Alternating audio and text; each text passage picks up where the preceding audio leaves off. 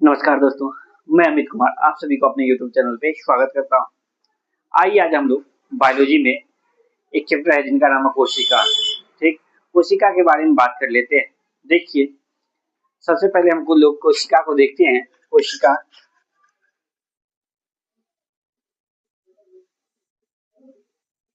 कोशिका इसको इंग्लिश में बोला जाता है सेल। ठीक, देख लीजिए कोशिका है। ठीक, देख लीजिए कोशिका आदि के अध्ययन को क्या कहा जाता है? साइटोलॉजी कहा जाता है। सबसे पहला पॉइंट हम लोग बनाते हैं। देखिए, कोशिका के अध्ययन को साइटोलॉजी कहते हैं। क्या कहते हैं? साइटोलॉजी कहते हैं कोशिका के अध्ययन को। देखिए,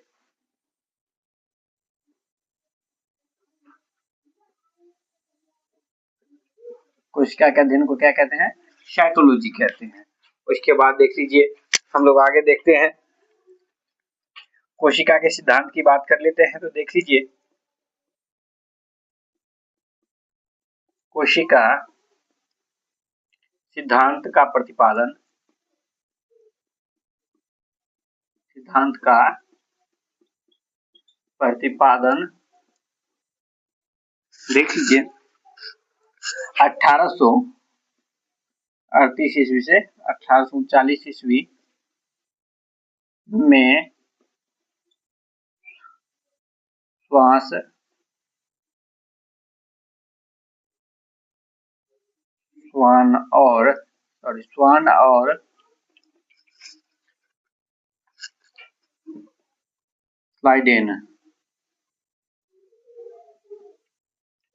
श्वान और स्लाइडेन ने किया।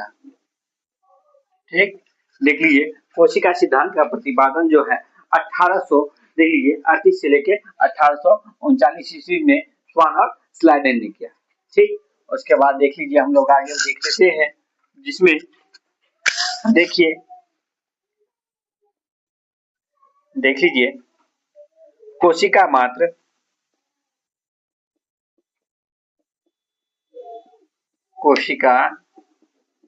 मात्र एक संग्राहक क्षेत्र है।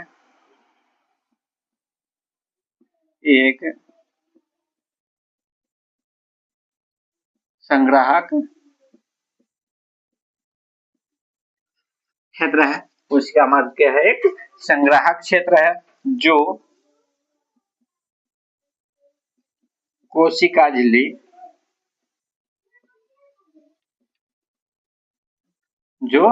कोशिका झिल्ली द्वारा प्रोटोप्लाज्म को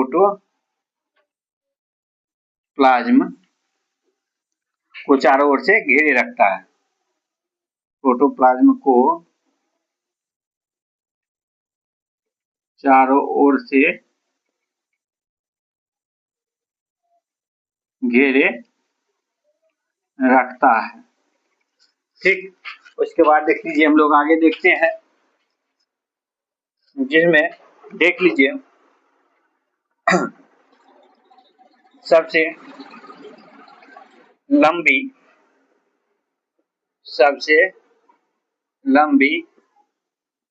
कोशिका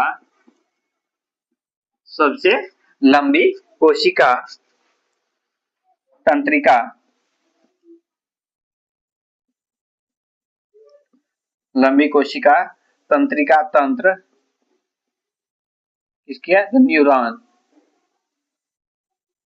कोशिका तंत्रिका तंत्र को क्या कहा जाता है? न्यूरॉन की होती है। उसके बाद देख लीजिए हम सबसे बड़ी कोशिका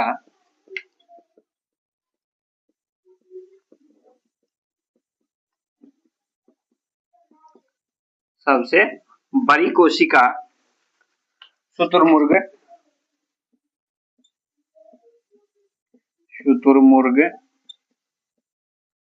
पक्षी के अंडे की होती है। ठीक, उसके बाद देख लीजिए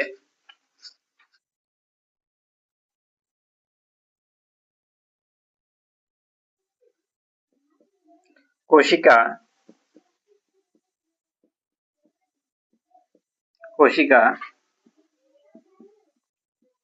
शरीर संरचना की सूक्ष्मतम इकाई है।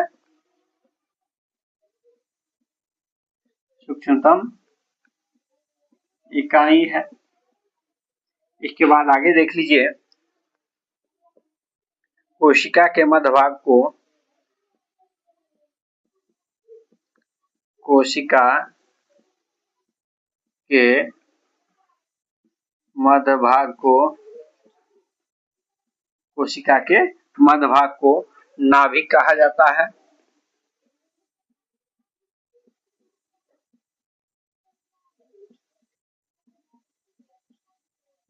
कोशिका के मध्य भाग को क्या कहा जाता है? नाभिक कहा जाता है। उसके बाद देख लीजिए आप लोग वनस्पतियों एवं प्राणियों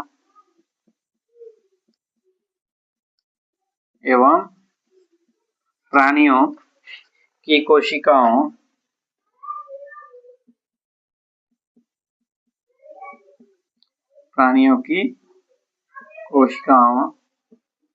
सेल्यूलोज की बनी होती है। कोशिकाओं सेल्यूलोज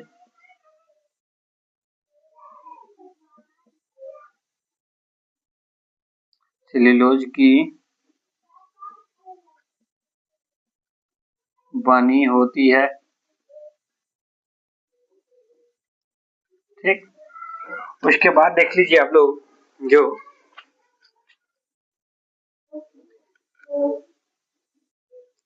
कोशिका भित्ति भी सेल्यूलोज की बनी होती है।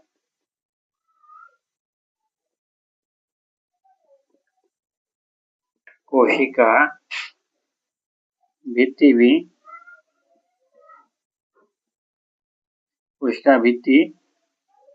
देख लीजिए सेल्यूलोज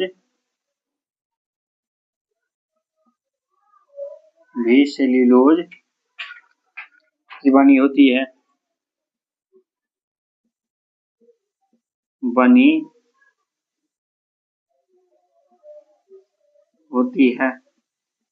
ठीक, देखिए हम लोग देखे कोशिका, जिसमें देख लीजिए कोशिका जो है कोशिका के अध्ययन को साइटोलॉजी कहा जाता है। कोशिका के अध्ययन को क्या कहा जाता है?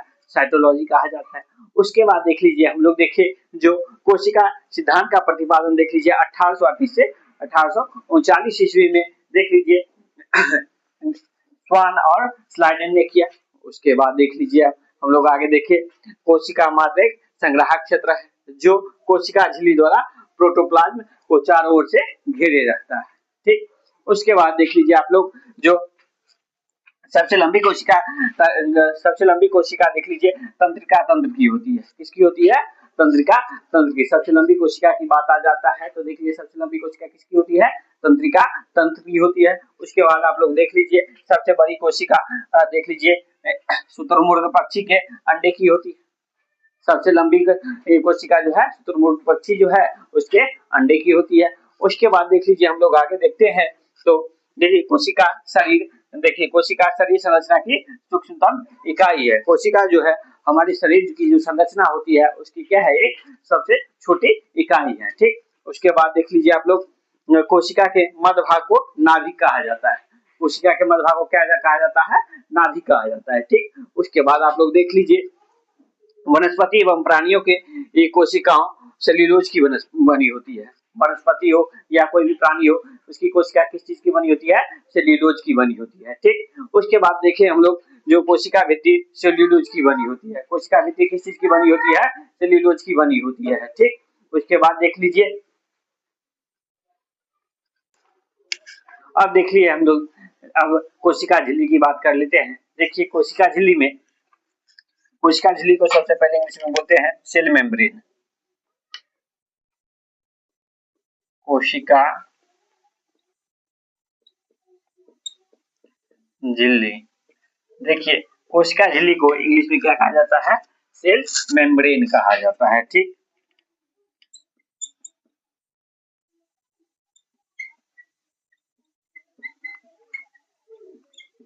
सेल मेम्ब्रेन कहा जाता है।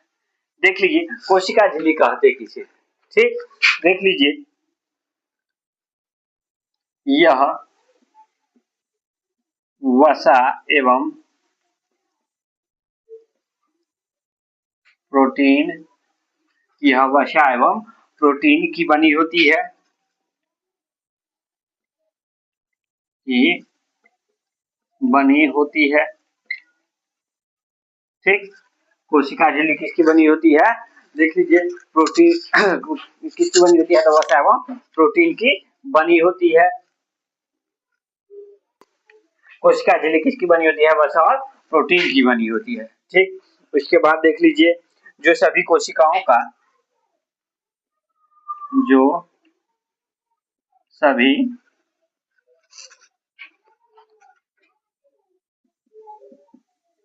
कोशिकाओं का,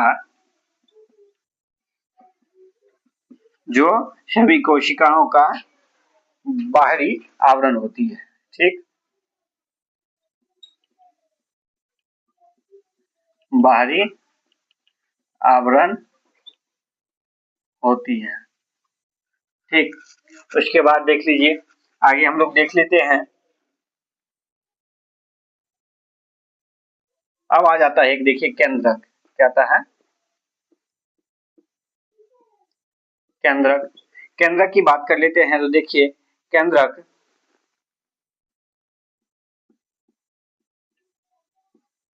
केंद्रक कोशिकाओं की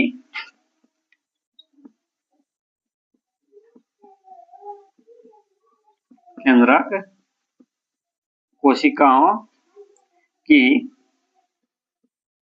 समस्त समस्त जैव क्रियाओं का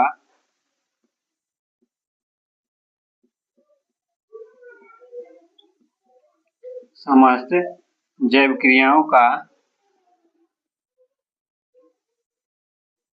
नियमन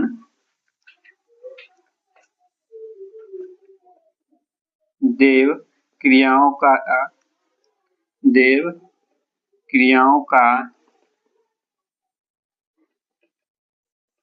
नियमन देव क्रियाओं का नियमन करता है।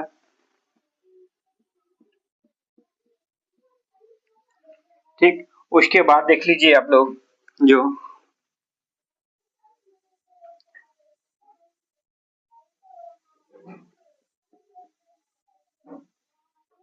कोशिका द्रव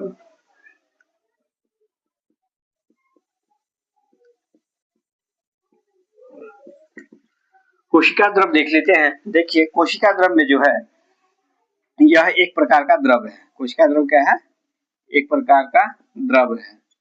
यह एक प्रकार का द्रव है। कोशिका क्या है? एक प्रकार का, कोशिका द्रव क्या है? एक प्रकार का द्रव है। देखिए, उसके बाद जो कोशिकाओं के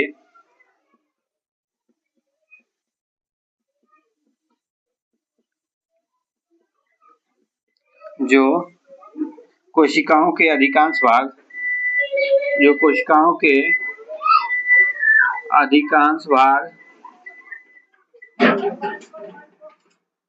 अधिकांश भाग में इनकी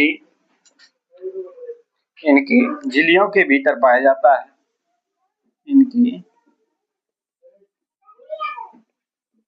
इनकी झिल्लियों के भीतर पाया जाता है। उसके बाद देख लीजिए आप लोग, कोशिका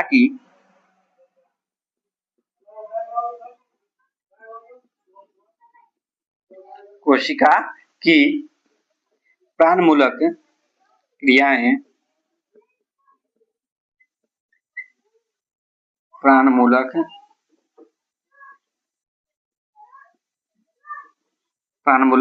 क्रियाएं इसी द्रव पर निर्भर करती है,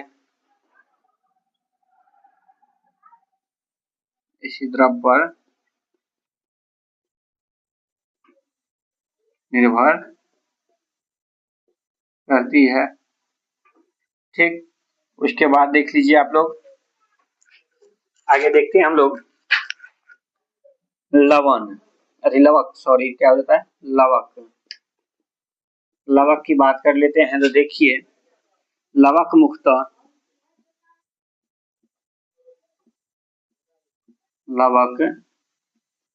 मुख्यतः पादप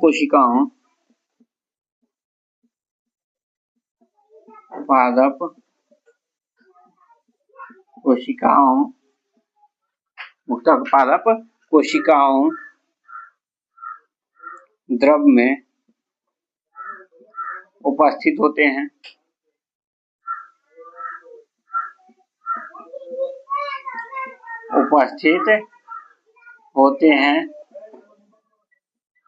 उसके बाद देख लीजिए जो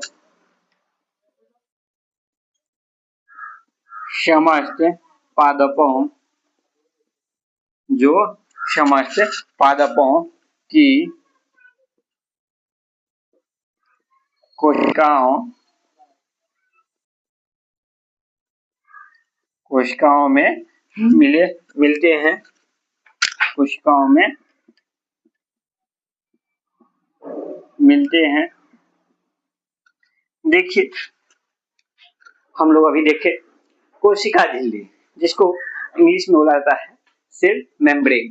ठीक, क्या कहा जाता है, सेल मेम्ब्रेन कहा जाता है। देख लीजिए कोशिका झिल्ली कहते किसे, देखिए कोशिका झिल्ली जो है वसा और प्रोटीन की बनी होती है। ठीक, कोशिका झिल्ली किस चीज की बनी होती है, वसा और प्रोटीन की बनी होती है, जो सभी कोशिकाओं में बाहरी आवरण होती है। जो सभी कोशिकाओं क्या होती है, बाहरी आवरण होती है। सभी कोशिकाओं क्या होती है, बाहरी आवरण क्या होती है, तो कोशिका झिल्ली होती है। उसके बाद देख लीजिए केंद्रक की बात कर लेते हैं तो देखिए केंद्रक कोशिकाओं की समस्त जैव क्रियाओं का नियमन, देव क्रियाओं का नियमन करता है। उसके बाद देख लीजिए हम लोग आगे देखते हैं कोशिका द्रव, तो देखिए यह एक प्रकार की क्या है, तो द्रव है। कोशिका द्रव क्या है, एक प्रकार की द्रव है, जो कोशिकाओं के अधिकांश भाग में इनकी झिल्लियों के भीतर पाया जाता है। उसके बाद देख लीजिए कोशिका की प्राणमूलक क्रिया इसी द्रव पर निर्भर करती है। उसके बाद देख लीजिए लवक की बात कर लेते हैं तो देखिए लवक मुख्यतः पादप कोशिकाओं द्रव में उपस्थित होते हैं, जो समस्त पादपों की कोशिकाओं में मिलते हैं। ठीक, उसके बाद देख लीजिए आगे हम लोग देखते हैं, देखिए अब हम लोग बात कर लेते हैं जो प्रमुख शाखाओं के जनक। देख लीजिए प्रमुख शाखाओं के जनक के बारे में बात कर लेते हैं तो देखिए सबसे पहले हम देख लेते हैं आनुवंशिकी। ठीक,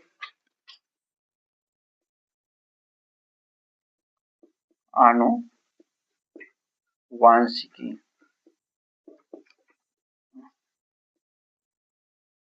तो इंग्लिश में इसे कहा जाता है, देख लीजिए हेरिडिटी।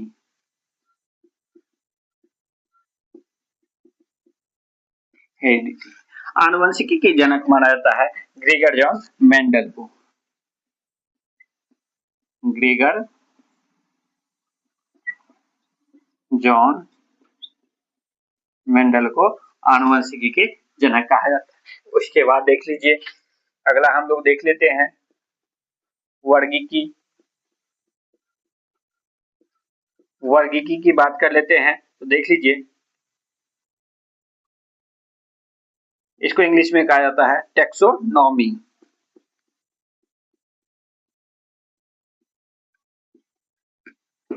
वर्गीकी की जनक जो है देख लीजिए कहा जाता है लिनियस को। लिनियस को वर्गीकी का जनक माना जाता है। उसके बाद देख लीजिए आगे हम लोग देखते हैं विषाणु विज्ञान।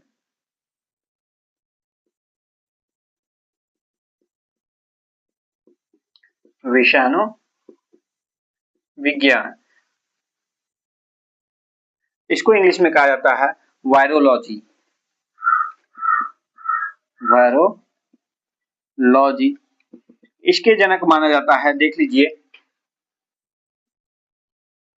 इवानोस्की, इवानोस्की को कहा जाता है।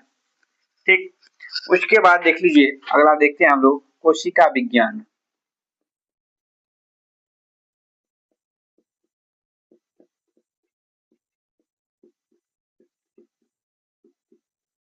कोशिका विज्ञान को इंग्लिश में कहा जाता है साइटोलॉजी।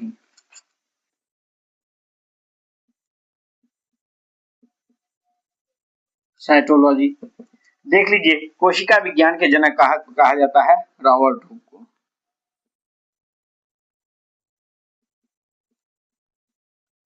रॉबर्ट हुक, ठीक। उसके बाद देख लीजिए, आगे हम लोग देखते हैं जीवाश्म विज्ञान की बात कर लेते हैं। तो देखिए, जीवाश्म विज्ञान, ठीक, इसकी जो जनक है, इसकी जनक कहा जाता है आपको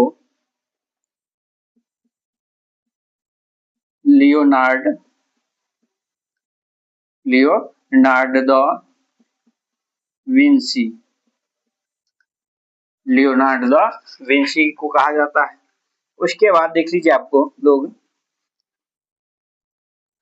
छठा जो है आधुनिक भ्रूण विज्ञान, आधुनिक भ्रूण विज्ञान की बात कर लेते हैं। तो देखिए, आधुनिक भ्रूण विज्ञान की जनक जो है वान बियर को कहा जाता है, वान बियर है, ठीक। आधुनिक भ्रूण विज्ञान के जनक कौन है? तो वान बियर है। उसके बाद देख लीजिए आप लोग, रुधिर वर्ग की बात कर लेते हैं।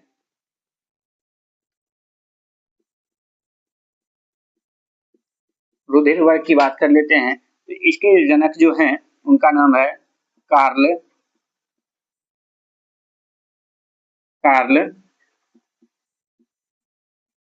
लैंडस्टीनर। कौन है? कार्ल लैंडस्टीनर है। उसके बाद देख लीजिए, आगे हम लोग देखते हैं, जिसमें अब आ जाता है औषधि विज्ञान।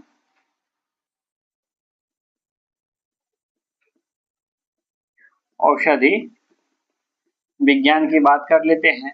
तो देखिए, इनके जो जनक है हिप्पोक्रेटस है, हिप्पोक्रेटस है, ठीक, हिप्पोक्रेटस है, ठीक। उसके बाद देख लीजिए आप लोग, जीवाणु विज्ञान की बात कर लेते हैं।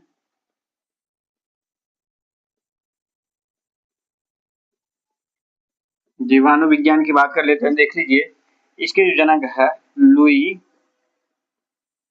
पास्चर, ठीक। उसके बाद देख लीजिए आप लोग, अंतःस्रावी तंत्र की बात कर लेते हैं। अंतःस्रावी तंत्र की बात कर लेते हैं। इनके जो जनक है वो हो जाएगा थॉमस एडिसन, थॉमस एडिसन है, ठीक। उसके बाद देख लीजिए, जंतु विज्ञान की बात कर लेते हैं। जंतु विज्ञान के जनक है वो है अरस्तु, अरस्तु, ठीक। उसके बाद देख लीजिए आप लोग, सूक्ष्म जीव विज्ञान की बात कर लेते हैं। सूक्ष्म जीव विज्ञान की बात कर लेते हैं। तो इनके जो जनक हैं, देखिए, एवी ल्यूपेनहॉक, एवी ल्यूपेनहॉक है, ठीक। देखिए, हम लोग इसमें देखे हैं, देखिए प्रमुख, देखिए प्रमुख शाखाएं हैं और इधर जो है उनके जनक हैं। सबसे पहले हम लोग देखें आनुवंशिकी, जिसको इंग्लिश में बोला जाता है हेरिडिटी। आनुवंशिकी के जो जनक हैं वो है ग्रेगर जॉन मेंडलसन, ठीक। उसके बाद देख लीजिए, वर्गीकी की बात कर लेते हैं। तो वर्गीकी के जो जनक है वो कौन है? लीनियस है। कौन है? लीनियस है, ठीक। उसके बाद देख लीजिए, विषाणु विज्ञान, विषाणु विज्ञान की बात कर लेते हैं। तो इनके जो जनक है कौन है? इवोनोस्की है। कौन है? इवोनोस्की है, ठीक। उसके बाद देख लीजिए आप लोग, कोशिका विज्ञान की बात कर लेते हैं। तो कोशिका विज्ञान की जो है जनक कौन है? रॉबर्ट हुक है। कौन है? रॉबर्ट हुक है। तो कोशिका विज्ञान के जनक है। ठीक, उसके बाद देख लीजिए आप लोग जीवाश्म विज्ञान की बात कर लेते हैं। तो जीवाश्म विज्ञान के जनक जो है वो कौन है? तो देखिए लियोनार्ड दा विंची है। ठीक, उसके बाद देख लीजिए आप लोग आधुनिक भ्रूण विज्ञान की बात कर लेते हैं। तो इनके जनक है वॉन वियर है। कौन है? वॉन वियर है। ठीक, उसके बाद देख लीजिए हम लोग आगे देखें जो रुधिर वर्ग की बात कर लेते हैं। तो देखिए रुधिर वर्ग के जो जनक हैं वो कौन है? कार्ल लैंडस्टीनर है। कौन है? Karl Landsteiner. उसके बाद देख लीजिए हम लोग आगे देखते हैं औषधि विज्ञान। औषधि विज्ञान की बात कर लेते हैं। तो देखिए औषधि विज्ञान के जनक कौन है? हिप्पोक्रेटस है। कौन है? औषधि विज्ञान के जनक हिप्पोक्रेटस है। ठीक, उसके बाद देख लीजिए आप लोग जीवाणु विज्ञान की बात कर लेते हैं। तो जीवाणु विज्ञान के जो जनक है जो कौन है? लुई पास्चर है। कौन है? Louis Pasteur. जीवाणु विज्ञान के जन्मदाता कौन है? तो लुई पास्चर है। उसके बाद देख लीजिए आप लोग अंतःस्रावी ग्रंथि की बात कर लेते हैं। तो अंतःस्रावी जो है तंत्र की जो है जनक है तो देखिए थॉमस एडिसन है। कौन है? थॉमस एडिसन है। उसके बाद देख लीजिए आप लोग जंतु विज्ञान की बात कर लेते हैं। तो जंतु विज्ञान के जन्मदाता जो है वो कौन है? अरस्तु है। अरस्तु को माना जाता है जंतु विज्ञान के जन्मदाता। उसके बाद देख लीजिए सूक्ष्म जीव विज्ञान की बात कर लेते हैं। तो ये देख लीजिए इनके जो जनक है कौन है? तो एवी ल्यूपेनहॉर्न है। कौन है? एवी ल्यूपेनहॉर्न। ठीक, चलिए इसी के तरह हम लोग मिलते हैं अगले वीडियो में। तब तक के लिए बहुत बहुत धन्यवाद। इस तरह अगर हमारे वीडियो ये आप लोगों को अगर अच्छा लग रहा है तो हमारे वीडियो को अधिक से अधिक शेयर कीजिए, लाइक कीजिए और हमारे चैनल को सब्सक्राइब कीजिए।